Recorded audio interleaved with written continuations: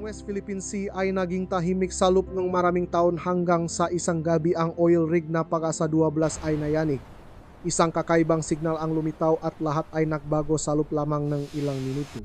Walang sinuman ang mag-akala na sa gitna ng karagatan sa lalim na libu-libong metro isang grupo ngang mga-inhinyero ang magiging unang hanay sa pagtatanggol sa karagatan.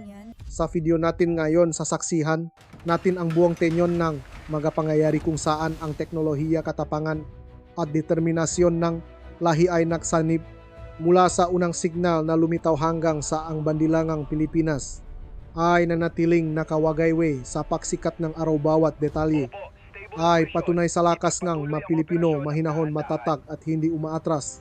Kung gusto ninyo ang maganitong totoong kwento, samahan ninyo ako hanggang sa dulo ng video na ito upang madama ang himalang nangyari sa gitna ng dagat kung saan ang mababangis na alon ay hinding-hindi kayang lunurin ang pananampalataya ng ating mga Pilipino. Nang gabing iyon ang West Philippine Sea ay may kakaibang katahimikan. Ang ibabaw ng tubig ay parang salamin, tanging ang tunok lamang ng hangin na dumadaan sa mabakalang rig na Pag-asa 12. Alas 2 ang madaling araw, ang inhinyerong nakaduty na si Paolo Cruz ay bahagyang humikap. Ang kanyang mamata ay nakatutok pa rin sa radar screen. Isang maliit na tuldok ng liwanag ang lumitaw sa kanang sulok, malabo na parang isang display error. Bahagya siyang kumunot ng nu. Ang radar ng rig ay karaniwang nakakasagap lamang ng signal mula sa mga komersyal na barko o mga logistic vessel, ngunit iba ang tuldok na ito. Ito ay gumagalaw ng tuloy-tuloy sa bilis na 12 nautical miles bawat oras diretso patungo sa lokasyon ng rig sa layong 160 nautical miles.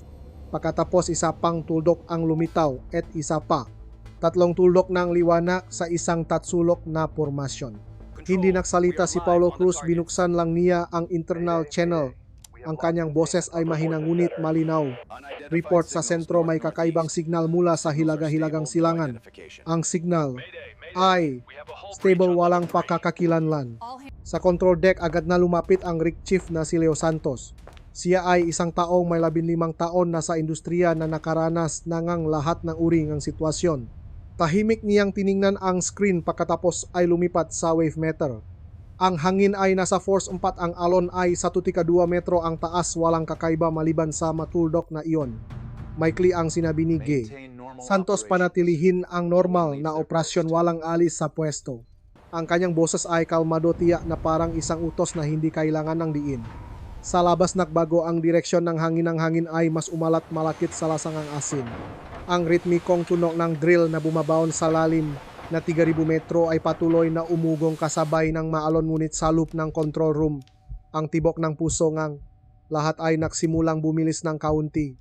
3:15 kram umaga, ang kakaibang signal ay patuloy na lumalapit.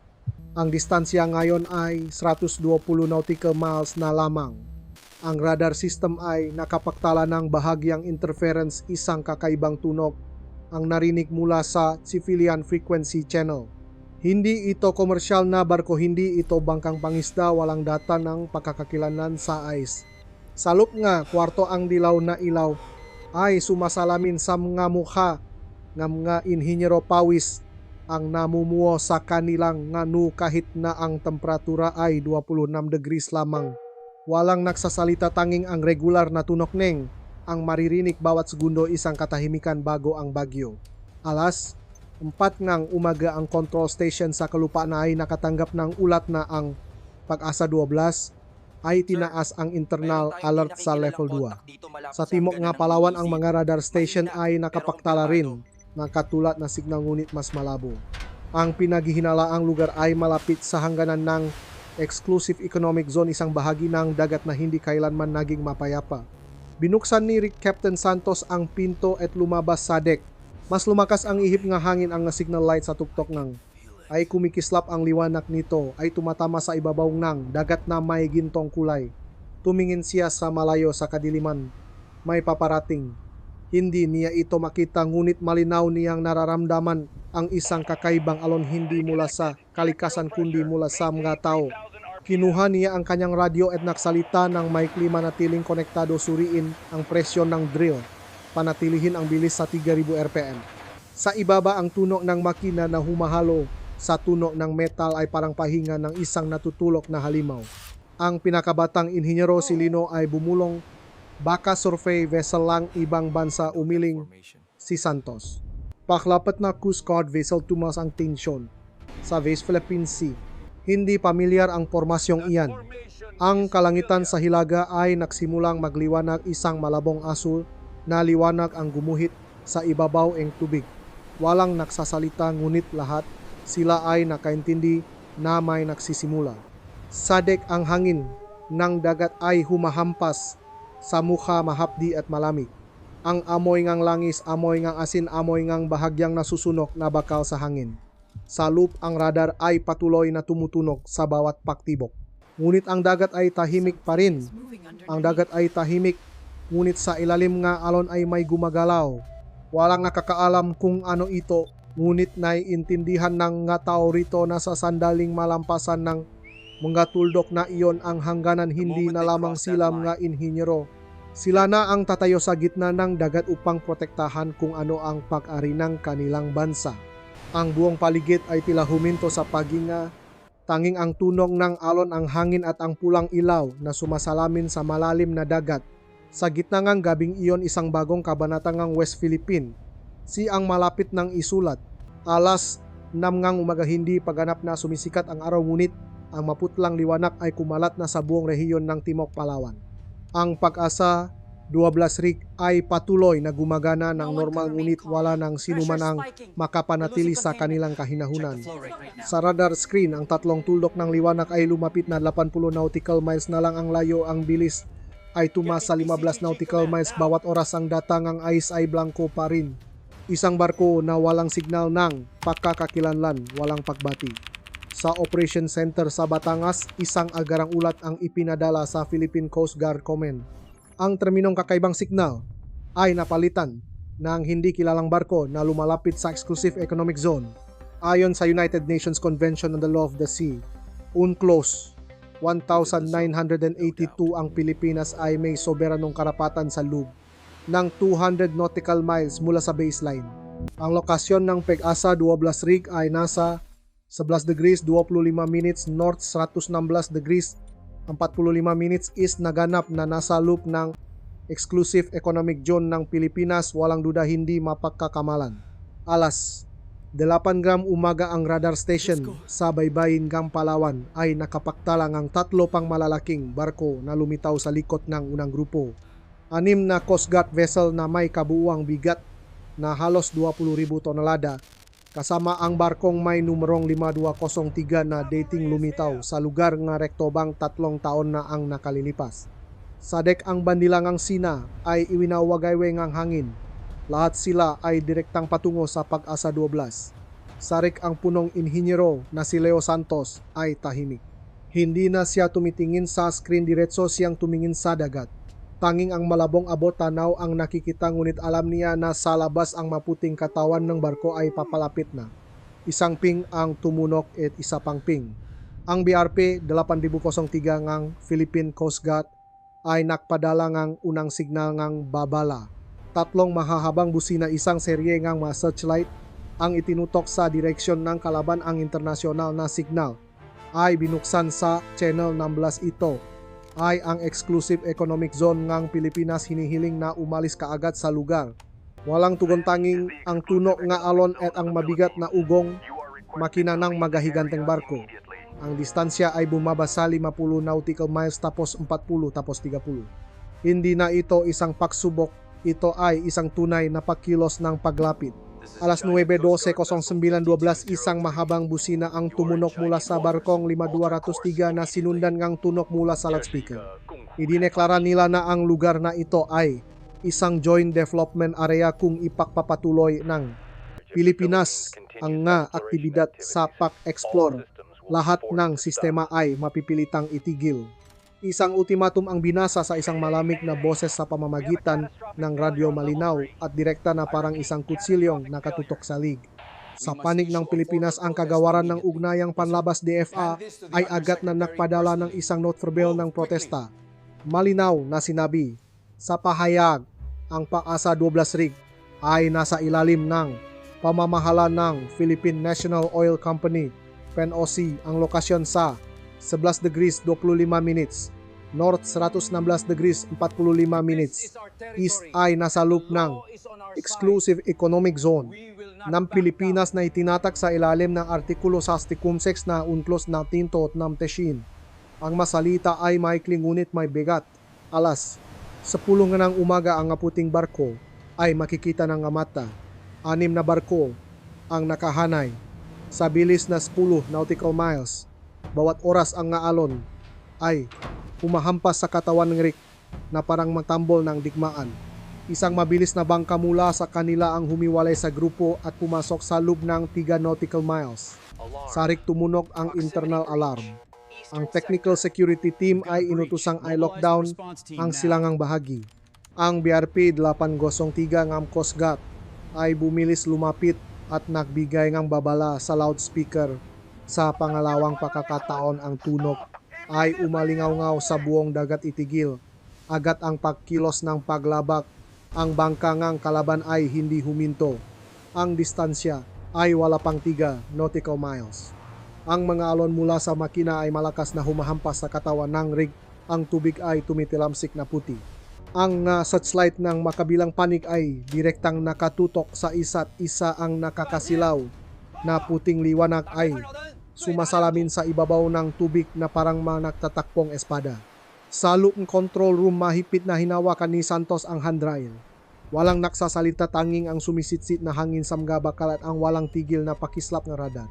Alas 11:11 ang bangka ng kalaban ay umikot sa Rick ng isang beses at pagkatapos ay umatras ngunit hindi sila lumayo. Ang 5 malalaking barko ay nanatiling nakaposisyon. 10 nautical miles ang layo mula sa Rick. Isang hindi nakikitang pader na bakal ang itinayo sa gitna ng dagat. Pagtugon ng Pilipinas upang protektahan ang rig na ilegal na minamanipula sa kalupaan ng mga kagyat na balita ay pinadala. Ang gobyerno ay nagpatawag ng isang pulong sa seguridad. Mula sa kagawaran ng tanggulang pambansa hanggang sa kagawaran ng enerhiya, ang lahat ng mata ay nakatuon sa malayong dagat. Isang inhinyero ang mahinang nagsabi, sinusubukan tayo. Walang sumagot, lahat ay nakaintindi na hindi na ito isang simpleng alitan sa pag-explore ng langis. Ito ay isang pagsubok sa katatagan ng buong bansa. Ang Pag-asa 12 ay patuloy na gumagana, ang presyon sa balon ay stable, ang bilis ay 3,000 RPM. Walang umalis sa pwesto. Sa labas ang mga alon ay humahampas sa katawan ng rig, nagtitilamsik ng puting bula. Sa gitna ng eksena ng iyon, hindi lamang ang hangin ang naririnig ang tao kundi pati na rin ang tunog ng panahon na nagbabago ng direksyon. Isang bagong alon ang bumabangon sa puso ng dagat, hindi mula sa kalikasan kundi mula sa mga kamay na sumusubok kung maglalakas loob ang Pilipinas na tumayo ng matatag. Sa 3 minuto mula nang lumapit ang mga barko, ang mga bagay ay nagbago ng mas mabilis kaysa sa inaasahan. Ang radar screen ay nagsimulang kumislap, ang frequency display ay nakulat ng interference sa 450 MHz 2.4 GHz. Ang channel ng komunikasyon ng civilian ay natabunan, ang ICE system sa lugar ay nawalan ng data. Ang posisyon ng 3 logistic vessel sa screen ay lumipat mula 200 meter hanggang higit sa 1 kilometer kumpara sa katotohanan. Tinawag ito nga eksperto na GPS spoofing. Ang nakakagulat na numero sa loop ng 10 minuto, higit sa 14 na unmanned aerial vehicle UAVs ang nawalan ng koneksyon, 3 ang hindi na muling kumonekta. Sa Rick, ang mapulang ilaw ay kumikislap, lahat ay nakatingin sa bawat linyang numero. Ang control server ay nakatanggap ng babala na ang PLC ay na-reset. Ang drill ay umikot pa rin ngunit ang control signal ay humina. Isang maliit na reconnaissance UAV na lumilipat sa taas na satu. 2 kilometer ay biglang nawalan ng balansa, ang video feed ay unti-unting nawala sa screen at pagkatapos ay tuluyang nawala. Isang kislap ng kuryente sa sensor. Nakatinginan ang mataw, lahat ay nakaintindi na hindi ito isang random na technical failure. Ang electronic warfare station sa barko ay nakbabala, ito ay electronic tactics spoofing jamming deception. Ginagamit nila ang maalon upang bulagin tayo, ginugulo nila ang comment channel, pinipilit nila tayong manghula. Ang maka-interference signal ay lumitaw sa isang malawak na spectrum, ang frequency ay pabago-bago. Ang X-band radar ay nagsimulang magulat ng magkapekeng target. Isang kumpol ng mga virtual na liwanag ang lumitaw at pagkatapos ay nawala. Ang screen ay parang isang galit na bubuyog. Ping static, ping static. Ang BRP 803 ay binuksan ang signal reception system. Sinubukan nilang ay triangulate ang pinagmulan, ngunit ang pinagmulan ay gumagalaw. Hindi ito nakapirmi sa isang barko, ito ay ibinubuga mula sa maraming puntos, maring mula sa barko, maring mula sa malalaking UAV na parang hot air balloon. Isang sitwasyon na nangangailangan ng mabilis na desisyon. Kung i-activate ang counter system, maaari itong makagambala sa sarili nating kagamitan. Kung hindi ma-counter ang impormasyon, ay patuloy na mababaluktot. Alas 12, 15, 12, 15, isa pang signal ang lumitaw. Malakas na transverse wave sa frequency na 950 MHz. Ang navigation system sa dalawang Coast Guard vessel ng kalaban ay pansamantalang nalito. Bahagya silang lumiko, isang segundo ngang pag-aatubili. Ang makabilang panik ay parang makuwerdas ng busok na nakaunat. Sa paningnangig, ang technical team ay lumipat sa backup channel satellite communication. Sa narrowband, ang bandwidth ay bumaba sa 10%. Ang nga imahe na ipinadala pabalik sa sentro ay maliliit na frames na lamang, ngunit ang mahalagang data ay nakakarating pa rin. Sapat pa rin upang patunayan ang pakilos ng pagpasok. Sinabi ng electronics team, ang katangian ng interference ito ay sinasadyang interference, hindi isang pagsubok pabago-bagong frequency mataas na kapangyarihan. Ang layunin ay mawalan ng kontrol sa impormasyon. Isang reconnaissance drone ng kalaban ang bumaksak sa tubig, hindi dahil sa direktang putok, nawalan ito ng koneksyon at bumaksak. Ang lugar ay nakaroon ng usok bula. Agad na lumipat ang rescue aircraft. Ang sitwasyon ay tensyonado.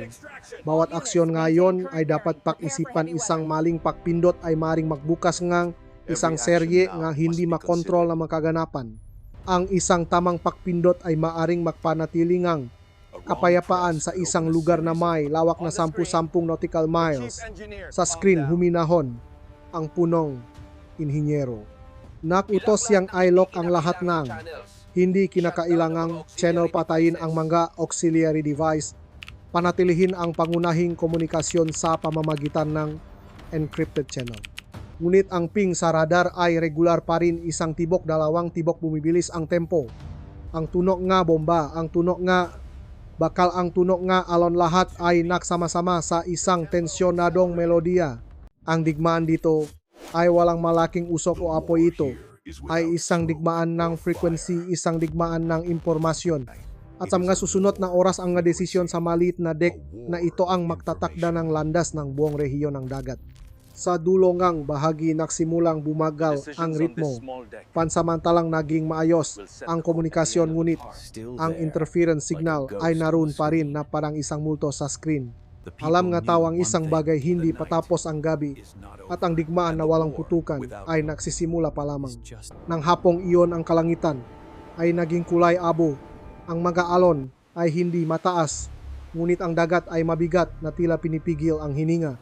Ang Pag-asa 12 rig ay nanatiling matatag na nakatayo sa gitna ng tubig na may lalim na higit sa 1,000 meter. Pagkilos, mega aliado tumaas ang tensyon. Ang maunang pata ng langis mula sa shift ng umaga ay hindi pa naililipat sa tangke ng tumuno ang alarma. Isang mahabang uuu na tunog. Walang nagsalita, ngunit lahat ay nakaintindi kung ano ang paparating. Ang mga Coast Guard vessel ng kalaban ay nakbago ngang formasyon, lumalapit. Ang distansya ay wala pang 10 nautical miles. Ang maputing sinang searchlight ay gumuhit sa ibabaw ng dagat. Ang liwanag ay malamig na parang bakal. Lumabas si Chief Engineer Santos sa deck, malakas na hinampas ng hangin ang kanyang mukha na may dalang alat. Sa kanyang kamay ay ang luma pa ring radyo, ang antena ay bali ang kalahati. Ang kanyang boses ay malalim at tiyak manatili sa posisyon. Walang alis sa rig.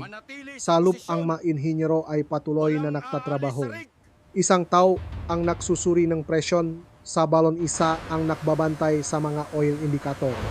Ang metro ay patuloy na umikot sa 3 RPM.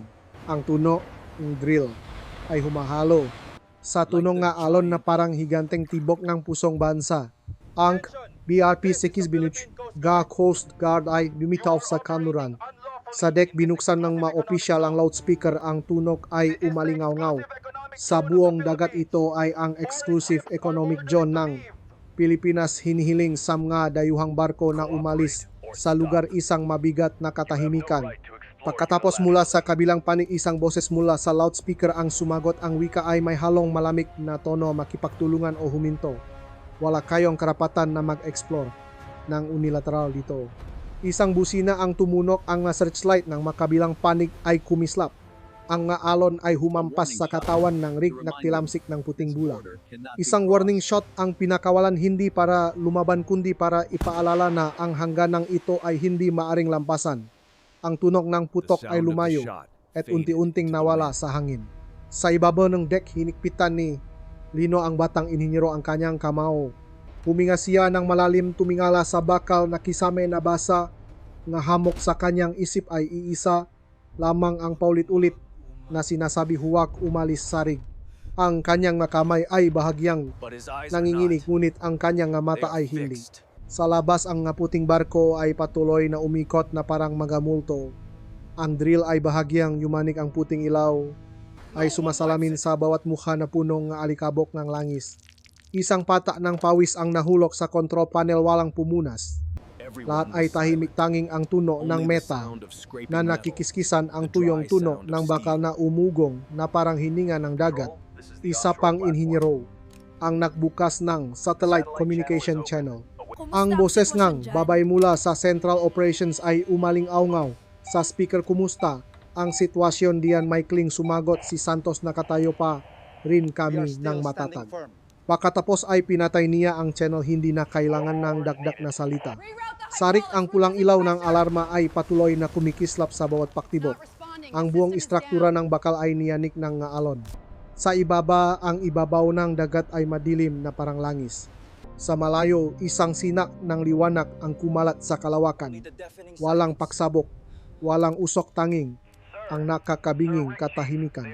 Isang boses ang narinig sa radio sir. Si Rick Chief, nagbababa silangang bangka. Tumayo si Santos, manatili sa posisyon, huwag mag-react, mag-obserba lamang. Ang maliliit na anino ng tao sa ibabaw ng dagat ay dahan-dahang gumalaw at pagkatapos ay huminto. Walang bumanat, walang nagsalita. Ang makabilang panig ay naktitigan lamang sa gitna ng maalat na hamok sa pamamagitan ng nakasisilaw ng mga ilaw. Isang hindi nakikitang hangganan, ngunit malinaw na parang isang linyang kutsilyo. Ang oras ay dahan-dahang lumipas, bawat minuto ay parang isang oras. Sa kalupaan, ang telebisyon ay nagsimulang mag-broadcast ng makayat na balita. At sa laot ang mataong iyon ay nakatayo pa rin sa gitna ng dagat, walang ranggo, walang armas, tanging ang tiwala at ang pulang bandila na iwinawagayway sa tuktok ng rig. Lumakas ang hangin, mas naging marahas ang alon, ngunit walang umalis sa pwesto. Nang gabing iyon, sa gitna ng tunog ng metal, tunog ng alon at matapang na amoy nga asin na tanto ng tao, ang pinakasimpleng bagay, ang tunay na lakas ay wala sa mga baril kundi sa determinasyon. At doon sa rig sa gitna ng karagatan, ang ordinaryong tao ay gumagawa ng hindi pangkaraniwang bagay. Pinangangalagaan ang dagat gamit ang kanilang puso, pinangangalagaan ang bansa gamit ang kanilang tahimik na katatagan. Ang balita ay kumalat ng mas mabilis pa sa mga alon. Wala pang 3 oras matapos tumunog ang alarma sa PEC-ASA 12, ang unang commercial satellite image ay lumitaw. Isang maliit na guhit ng liwanag, 6 na Chinese Coast Guard vessel na pumapalibot sa isang rig. Ang larawan ay inilabas ng Reuters News Agency alas 6 ang umaga oras sa London na may maikling headline, bagong tensyon sa South China Sea. Agad na sumunod ang CNN na may special report. Sa screen malinaw na sinabi ngang news anchor, ang barkong Sina ay lumalapit sa oil exploration area ng Pilipinas, walang senyales ng pag-atras. Sa ibaba ay ang pulang teksto, breaking news, South China Sea under pressure. Sumunod ang BBC. Ang maimahe ay malabong, ngunit sapat na upang mapigil nga manunod ang kanilang hininga. Isang madilim na bahagi ng tubig, isang sinak ng searchlight ang dumaan at pagkatapos ay isang kislap na parang tunay na kidlat. Walang nakakalam kung ito ay signal ng radar o isang warning shot, ngunit malinaw na ang lugar na ayon ng dagat ay hindi na mapayapa. Ang NHK ng Japan ay nagpakita ng close-up na video mula sa Himawari satellite, isang puting guhit ng usok ang lumitaw sa ibabaw ng dagat na may habang 10 nautical miles. Sumulat ang Nikkei Magazine, ito ang unang pagkakataon na ang electronic signals Coast Guard at UAVs ay sabay-sabay na ginamit sa South China simula noong 2019. Ang buong mundo ay nakabang sa bawat frame, lahat nga mata ay nakatuon sa isang maliit na tuldok nga liwanag sa gitna ng karagatan. Sa panig ng Pilipinas, ang kagawaran ng uknayang panlabas ay nagdaos ng isang kagyat na press conference. Ang tagapagsalita ay nagsalita ng malinaw, bawat salita hinihiling na minsam nga dayuhang puwersa na agad na itigil ang mga pakilos ng paglabag sa exclusive economic zone ng Pilipinas. Ang Pilipinas ay determinado na protektahan ang aming lehitimong sobranong karapatan. Ang nasalita ay umaling-aungaw. Sa pambansang telebisyon, ang silit ay natahimik. Ang buong bansa ay huminto ang ilang segundo upang makinig. Samantala sa laut, ang mga nangyayari ay higit pa sa imahinasyon. Dalawang Chinese Coast Guard vessel ang biglang gumalaw dumaan sa harap ng barko ng Philippine Coast Guard sa distansyang 800 metro lamang. Ang mga alon ay tumaas, ang katawan ng barko ay malakas na yumanig. Isang flare ang pinakawalan mula sa barko ng Pilipinas na kakasilaw sa gitna ng maalat na kalangitan. Iyon ang huling signal ng babala. Sumagot ang kabilang panig sa pamamagitan ng pagpapakawalan ng chaff, mga piraso ng metal upang guluhin ang radar. Tinangay ng hangin ang pila ng mga piraso sa ibabaw ng dagat. Ang mga searchlight ay walang tigil, na kumikislap 1 segundo, 2 segundo, 3 segundo. Ang BRP 8003 ay nakpakawala ang illumination round. Isang nakniningas na pulang liwanag ang gumuhit ng isang kurba sa kalangitan. Ang liwanag ay sumasalamin sa katawan ng rig na nagpapakita ng bawat pata ng pawis na bumabagsak sa pisngingang inhinyero. Isang reporter mula sa Al Jazeera ang nakomento ng live ang sitwasyon sa West Philippine. Ay maring sumabog anumang oras. Hindi na ito isang simpleng alitan sa yaman. Sa ibaba ng comment section, daan-daang libong manunod ang nag-iwan ng parehong tanong, magsisimula na ba ang digmaan? Mula sa Washington, ang tagapagsalita ng Pentagon ay lumitaw sa harap ng kamera. Ang kanyang boses ay malalim at tiyak na nawagan ang Estados Unidos sa Tina na igalang ang internasyonal na batas at alisin ang lahat ng barko mula sa katubigan ng Pilipinas. Mahigpit naming sinusubaybayan ang bawat galaw. Ang mga salitang iyon ay parang isang mitsa na nagsindi sa buong internasyonal na chessboard. Sa loob lamang ng 10 minuto, higit sa 100 malalaking pahayagan ang sabay-sabay na nagulat nito. Ngunit ang panig ng Sina ay nanatiling tahimik, walang kumpirmasyon, walang pagtanggi. Ang media ng kanilang bansa ay nagpost lamang ang isang maikling linya. Ang mga aktibidad sa South China ay nagaganap sa loob ng balangkas ng regional na kooperasyong pandagat. Isang malamig na pangungusap, ngunit naglalaman ng malaking presyon. Samantala sa laut, lumakas ang hangin sa Force 6, ang malo na yumabot sa 8 na metro. Ang poste na ilaw sa Pag-asa-2 na siya umugoy. Isa pang flare ang pinakawalan, isang asul na liwanag ang kumalat sa buong kalangitan. Sa gitna ng usok at alon, ang bandila ng Pilipinas ay patuloy na iwinawagayway. Puno ng asin ngunit hindi punit. Ang France 24 television ay nagpatakbo ng isang linya ng teksto sa dulo ng kanilang balita. Watawat na Pilipinas patuloy na nakabagaybay sa gitna ng malang dagat. Ang mundo ay huminto sa pahinga. Isang maliit na rig sa gitna ng West Philippine ay naging sentro ng panahon. At tama nga sa sandaling iyon, lahat ng ingay ay tila nawala. Tanging ang tunog ng hangin na dumadaan sa antena, ang tunog ng alon na humahampas sa katawan ng barko at ang tahimik na liwanag ng pananampalataya na nagniningas. Isang maliit na bansa sa gitna ng malawak na karagatan ay nanatiling nakatayo. Hindi kailangan ng matapang na pahayag, hindi kailangan ng malalaking armas, kailangan lamang ng katatagan upang ang buong mundo ay tumingin sa kanila. Ang dagat ay patuloy na umaalon ngunit sa tunong nga maalon ay may mas malakas pa kaysa sa tunong ang kanyon. Iyon ay ang katapangan ng mataong nakatayo sa harap ng maalon pinangalagaan ang bawat pulgada ng dagat ng kanilang inang bayan. Ang sitwasyon ay umabot sa alert level, hindi na ito simpleng paghaharap, may masenyales na ngang paghahanda para sa mga aksyon na lampas sa linya. Ang mga defensive tactic ay isinagawa. Ang barko ng Coast Guard at Navy ay bumuongang isang mabilisang formasyon ang rig sa gitna dalawang barko ng CSB ang bumuongang malapit na perimeter dalawang kunwaring destroyer. Ang nakaposisyon 40 nautical miles ang layo isang frigate ang nagsasihuro sa likuran. Ang radar system sa baybayin ay gumagana ng husto. Ang kunwaring IG system ay nakscan sa layong 350 km. Ang medium range radar ay pinaksama ang signal. Ang satellite surveillance ay nakpapadala ng mga larawan bawat 15 minuto. Ang lahat ng data ay pinaksama sa isang tactical map. Lahat ay may lagda, lahat ay nagmamasid sa bawat galaw. Sa barko, ang CIWS at ang air defense system ay nasa handang estado. Ang CIWS ang huling depensa. Umikot ito na parang gulong. Ang bala ay bumubuo ngang isang singsing ngang liwanag kapag pinaputo. Walang pagmamayabang, isang kasangkapan lamang para sa proteksyon. Ang defensive plan ay sumunod sa any 2-3 na prinsipyo. Una ay babala, pangalawa ay non-lethal interception, pangatlo ay controlled interception. Lahat ng aksyon ay sumusunod sa rules of engagement, hindi maaring lumampas sa hangganan. Dumating ang mapagpasyang sandali. Ilang sandali pa ang warning system ay nakulat ng na high-speed low-altitude surface targets.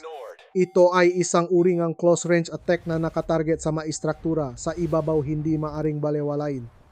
Ang kontra-atake ay nagsimula sa isang katamtamang antas. Una ay ang mga countermeasures na panggulo at panlinlang. Ang chaff at flares ay pinakawalan.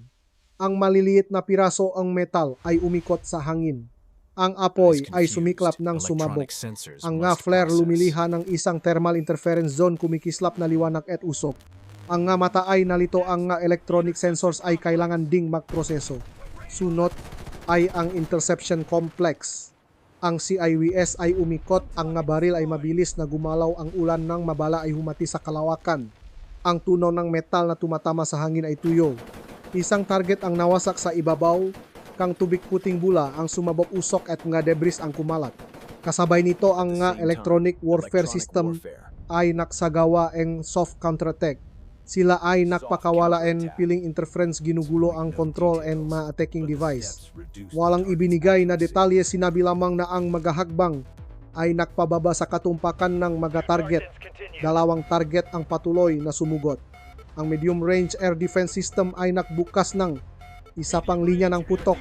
Isa pang target ang naharang sa isang ligtas na distansya. Apoy metal pagsabog sa ibabawang tubig. Ang eksena ay parang isang fireworks display sa gitna ng dagat. Matapos ang pinakamatinding minuto, huminahon ang sitwasyon. May 3 pang target na naanot nawalan ng signal o bumaksak sa dagat. Ang buong lugar sa paligid ng rig ay nabalot ng manipis na usok. Ang sistema ng depensa ay patuloy na nakscan. Ang barko ay nanatili sa formasyon, walang karagdagang paglalang ang sitwasyon. Ang epekto ay naitala 2 sa 6 na target ang naharang, isa ang bumaksak dahil nawalan ng koneksyon. Ang barko ay naktamo ng bahagyang pinsala dahil sa maalon at maliliit na banggaan. Nakakagulat na data, higit sa 30 milagang basyo ng bala ang nakalat sa ibabaw ng tubig. Ang data na nakuha ay gagamitin bilang ebidensya sa hinaharap, ngunit ang pakbabantay ay nanatili. Bawat hakbang ay naitala kamera, radar, satellite. Lahat ng bagay upang patunayan. Ang isang bagay, ang Pilipinas ay hindi tumugon ng padalos-dalos kundi may kontrol. Pansamantalang konklusyon, ang sistema ng depensa ay naging epektibo. Ang defensive tactic ay nagbigay katiyakan sa linya ng depensa. Ngunit ito ay isang maliit na laban lamang sa serye nga pangyayari. Ang madesisyon sa politika at diplomasya ay susunod. Samantala sa dagat, ang mamakina ay mainit pa, ang mga barko ay nakatayo pa rin, ang rig ay maliwanag pa rin at ang espiritu ng matao sa dek ay kasing tatak ng bakal.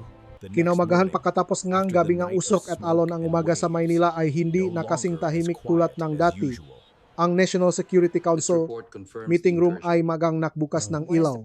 Sa pader isang malaking mapangang West Philippine, siyang nga lokasyon ng mga rig nga barko ngang pandigma ang magahangganan ay minarkahan ng pula. Ang boses keng tagapagsalita ay malalim malinaw walang emosyon. Ang kalaban ay lumampas na sa linyang babala. Ang sitwasyon sa lugar ay pansamantalang na kontrol. Iminumungkahi na maglunsat ng isang diplomatikong kontra-atake. Bawat isa ay tumango.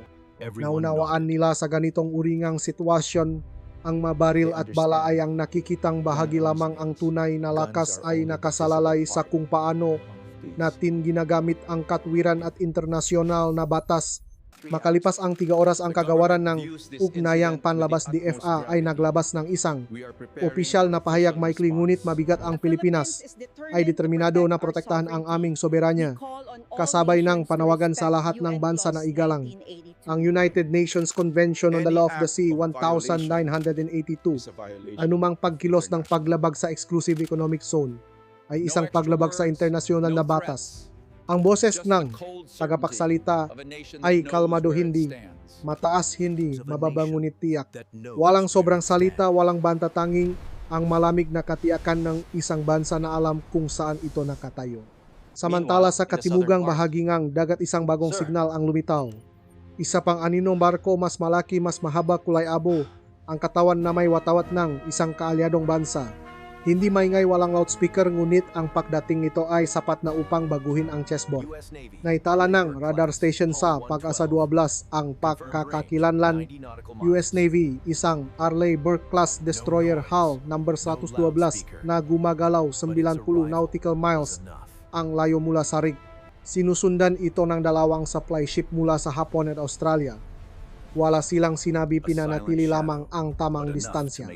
Isang tahimik na aninong bandila sa gitnang karagatan, ngunit sapat na upang ang buong rehiyon ay muling mag-isip sa bawat hakbang. Agad na naging mas abala ang internasyonal na sistema ng komunikasyon. Mahigit 30 malalaking news agency ang naulat sa loop ng parehong oras: CNN, NHK, Reuters, BBC. Ang mag-keyword na Pilipinas Arleigh Burke insidente ay pumasok sa mga nangungunang paghahanap. Nakakagulat na data sa loop lamang ng 4 na oras, higit sa 10 milyong mapek access ang naitala na sumusubaybay ng live sa makaganapan sa West Philippine Sea.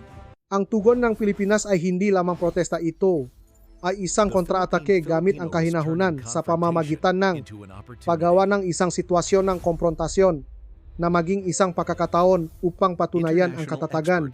Tinawag itong internasyonal na eksperto na pinakamatalinong hakbang mula nang magsimula ang krisis.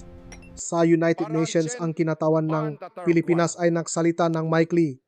Wala kaming tinatakot na sinuman, pinoprotektahan lamang namin ang aming bahagi ng dagat. Isang simpleng pangungusap, ngunit na-quote ng libu-libong beses. Kumalat ito na parang mensahe ng isang bansa na ayaw ng digmaan ngunit handang protektahan ang kapayapaan. Sa ibabaw ng dagat, ang mga kaalyadong barko ay nanatili sa kanilang posisyon. Ang kanilang signal light ay sumasalamin sa mga alon kasabay ng pulang ilawng rig. Ang larawang iyon ay tahimik ngunit may bigat ng internasyonal na kaayusan.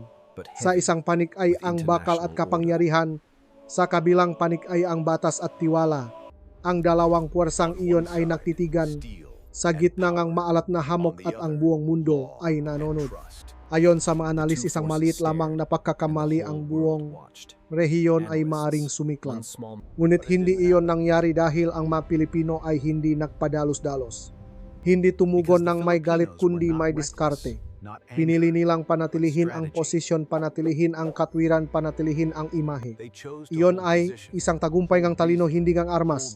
Isang malaking pahayagan sa Europa ang sumulat kapag ang isang maliit na bansa ay naglakasluk na magsalita gamit ang katwiran, ang mundo ay kailangang makinig.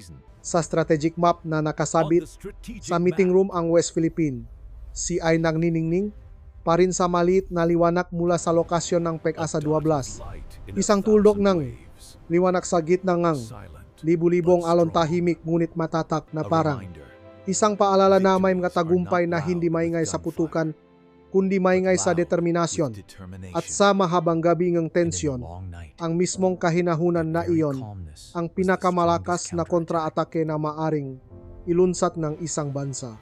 3 araw pagkatapos ng huminahon ang dagat nagbago ang direksyon ng hangin, ang alon ay bumaba sa mas mababa pa sa 1 metro. Ang ibabaw ng tubig ay kumikinang na pilak. Mula sa malayo, ang Pag-asa 12 rig ay lumitaw na parang isang lumang istruktura ng bakal sa gitna ng isang higanteng salamin. Dumaan ito sa halos 80 oras ng tensyon, 12 alarma at 3 mapanganib na paglapit.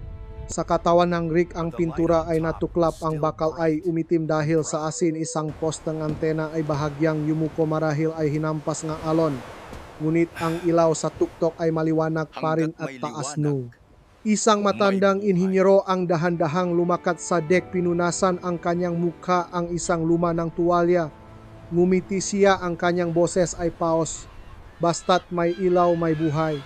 Ang gawain ng pakbawi ay nagsimula agad ng umagang iyon. Sinuri ng technical department ang drill, inayos ang presyon. Pinalitan ng electrical team ang nga cable, muling ikinonekta ang signal system. Ang amoyng langis, amoyng bakal, amoyng tao ay naghalo-halo, lumilihang ng isang kakaibang aroma. Bawat isa ay may kanya-kanyang gawain. Walang nagutos, walang nagrereklamo. Sanay na silang tumayo sa gitna ng alon upang gawin ang kanilang trabaho. Sa kalupaan ang Batangas ay abala. Ang Oil and Gas Service Port ay tumatanggap nga kargamentong tulong. 30 toneladang masupply, 6 na backup generator, 4 na mobile communication station ang ipinadala sa dagat.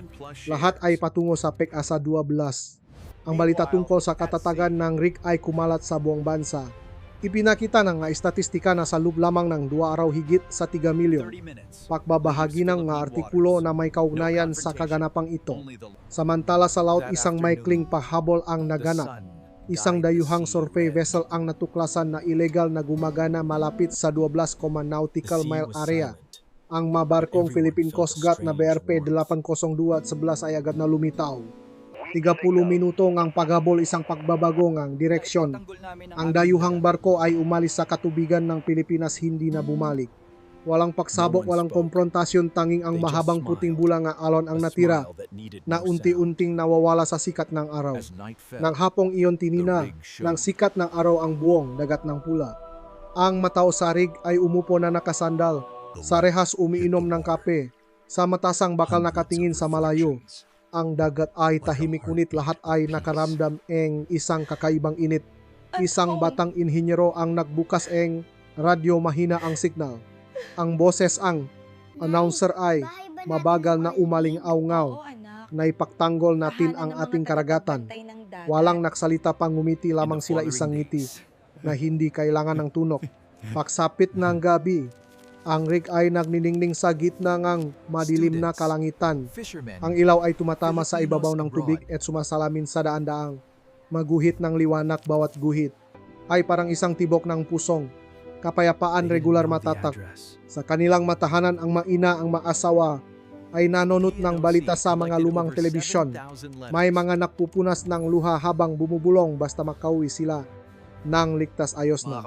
Isang bata ang nagtanong, ang oil rig po ba ay bahay natin? Tumango ang ina o anak. Bahay na nga tagapakbantay ng dagat.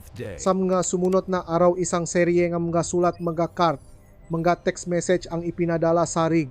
Sumulat ang nga estudyante, sumulat ang nga mangingisda, sumulat din ang nga Pilipino sa ibang bansa.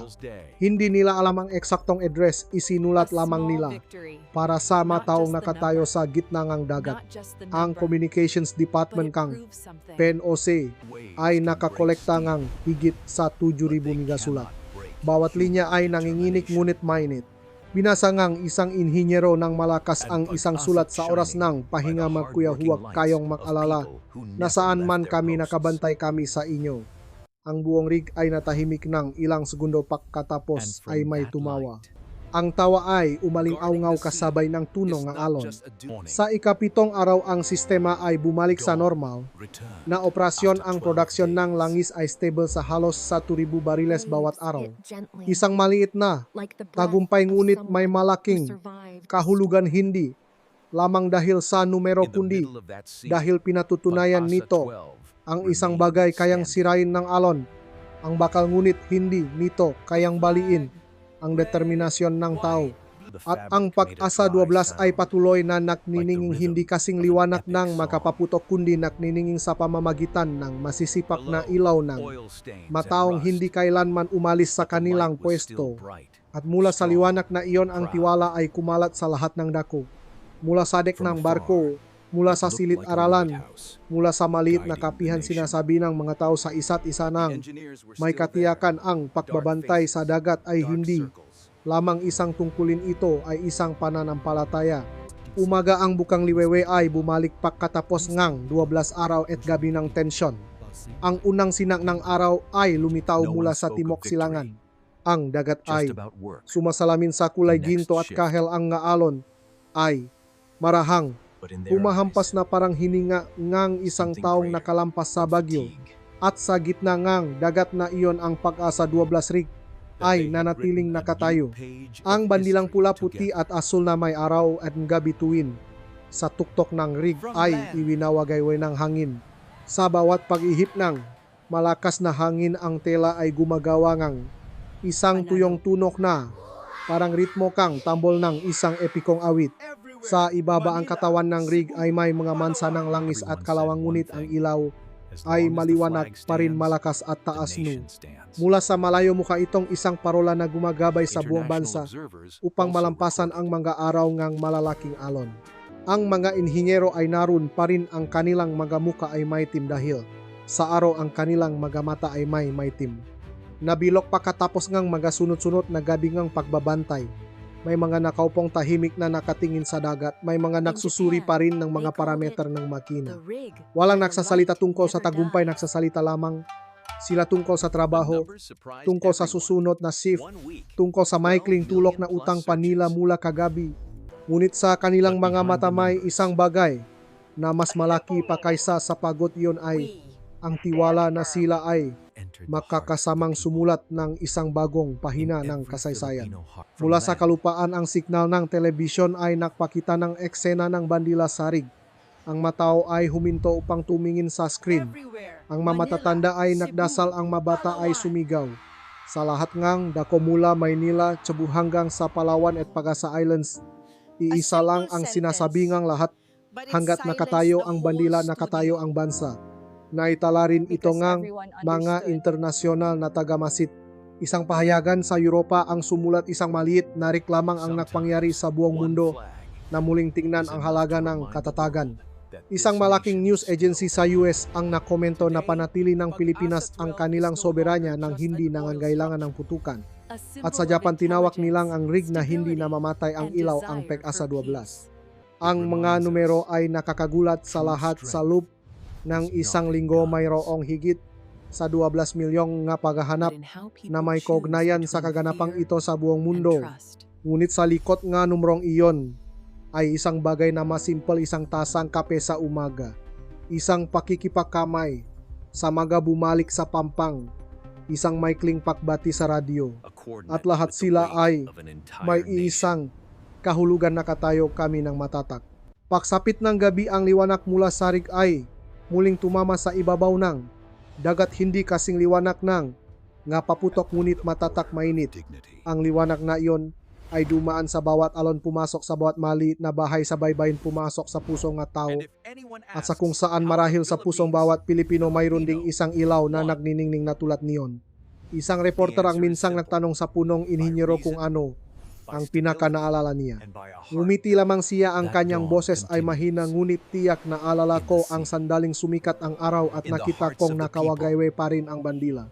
Isang simpleng pangungusap ngunit nakpatahimik sa buong studio dahil naiintindihan ng lahat minsan sapat na ang isang bandila na patuloy na nakawagayway upang ipaalala sa mundo na ang bansang ito ay nakatayo pa rin ng matatag. Ngayon ang Pag-asa 12 ay hindi na lamang isang istruktura ng langis at gas, ito ay naging isang simbolo. Isang simbolo ng talino, ng katatagan, ng pagnanais para sa kapayapaan. Pinapaalalahanan tayo nito na ang tunay na lakas ay wala sa mga baril kundi sa kung paano pinipili ng tao sa pagitan ng takot at tiwala. Sa mapangang West Philippine, ang maliit na tuldok ng liwanag na iyon ay lumilitaw pa rin bawat gabi isang koordinasyon. Sa gitna ng libu-libong alon ngunit may bigat ng buong bansa. Sa gitna ng mga hindi nakikitang linya may isang hangganan na hindi kayang burahin. Nang sinuman iyon ay ang hangganan ng dignidad. At kung may magtatanong kung paano nanalo ang Pilipinas, ang sagot ay simple: sa pamamagitan ng katwiran, sa pamamagitan ng katatagan, at sa pamamagitan ng isang pusong hindi kailanman yumuyuko. Kung naramdaman ninyo ang diwang iyon, mag-iwan ng komento sa ibaba upang ibahagi ang inyong mga salobin. Huwag kalimutan na mag-like, mag-subscribe sa channel at i-on ang notification bell upang hindi makaligtaan ang susunod na kunwaring mga senaryong militar kung saan sabay-sabay nating titingnan ang West Philippines gamit ang mga mata ng pagmamalaki at tiwala sa katarungan. Maraming salamat sa iyong panonood. Hanggang sa muli sa susunod na video.